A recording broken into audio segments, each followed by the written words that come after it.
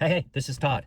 Simulation theory. Is there anything to it? So I'm doing a deep dive into the Matrix, but one of the things that I cut was simulation theory. Obviously in the Matrix, it's a simulation, and are we in a simulation? Kind of made famous by Rick Bostrom, where he says essentially, we are very soon going to have the computing power to create a virtual world that will be indistinguishable from the real world, right? I think we all look and say, look at Google video, the video coming out, and people are scratching their eyes going, wow, that looks really real. Where the last 2 years, all the video has been from really bad to still the uncanny valley of, that still doesn't quite look right. But we all see now, oh, this is getting good. So it's easier than ever to imagine that there will be a virtual world that will be indistinguishable from the real one.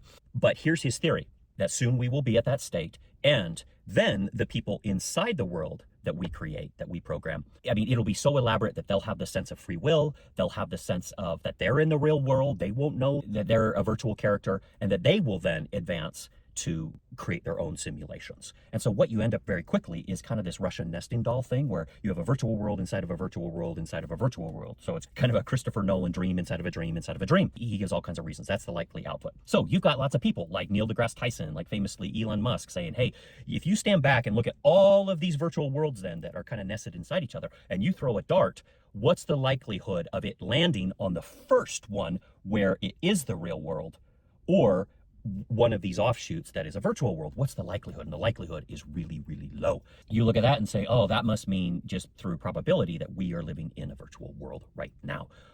So that's the theory. Well, you've got Rick Bostrom kind of laying that out, and then you've got a guy named Rick Gott who has a counter. And he basically says, wait a minute, what do all these virtual worlds have in common? All these virtual worlds have the technology to create another virtual world. Do we have that technology yet? And the answer is no. So that means we're not part of one of this endless chain of virtual worlds. We are not one of those. We are either the very first one that's still developing that technology, or we're for the very last one in that chain that is still developing that technology. So now, instead of the probability of us being in the real world being one out of, a gazillion of these, it's now 1 out of 2. We're either in base reality as the first one, or we're in the last one, which is this nested virtual world. So now, instead of it being 1 out of a gazillion, it's 1 out of 2. So you got Nick saying we're in the virtual world because of how the numbers play out. And then you've got Rick saying, no, it's 1 out of 2 that we're not in the virtual world. Okay, big, crazy rabbit hole, but that got cut from the Matrix video. So what do you think? Are we in a virtual world? Are we living in a simulation? Are we living in a matrix? Or is this base reality? What do you think? I want to hear it.